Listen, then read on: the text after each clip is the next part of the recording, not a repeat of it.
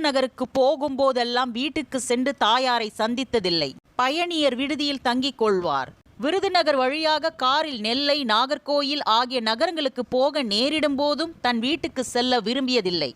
தமிழகத்தில் 9.5 ஆண்டுகள் முதலமைச்சராகவும் இந்திய அரசியலில் முடிசூடா மன்னராகவும் திகழ்ந்த காமராஜரின் தாயார் வாழ்ந்த வாழ்க்கையை எதிர்கால தமிழகம் எப்படி மறந்துவிடும்? பொது வாழ்வில் நேர்மை, எளிமை, தூய்மை ஆகியவற்றை லட்சியமாக கொண்டு வாழ்ந்த காமராஜர் தனது தாயாரிடத்தில் அளவு கடந்த பாசம் வைத்திருந்த போதும் தான் வகித்த பதவிகளில் பொருட்டு கண்டிப்புடனும் நடந்து கொண்டார். தாயாக இருந்தாலும் தள்ளி வைத்தே பழகினார். பதவிக்கு வந்துவிட்டால் முடிந்தவரை தனது உறவினர்களுக்கும் நண்பர்களுக்கும் உதவி செய்வோம் என்பது தான் பலருடைய நோக்கமாக இருக்கும். ஆனால் காமராஜர் இந்த விஷயத்தில் நேர் எதிராக நடந்து கொண்டார். பதவிக்கு வரும் முன்பிலிருந்தே பொது வாழ்க்கைக்கு அவர் தன்னை ஈடுபடுத்திக் கொண்ட நாள் முதலே தனது பதவி அல்லது செல்வாக்கால் தனது உறவினர்கள் பயனடைந்தால் அது பல விமர்சனங்களுக்கு உள்ளாகிவிடும் என்பதால் தனது தாயாரிடமும் உறவினர்களிடமும் கண்டிப்புடன் இருந்தார்.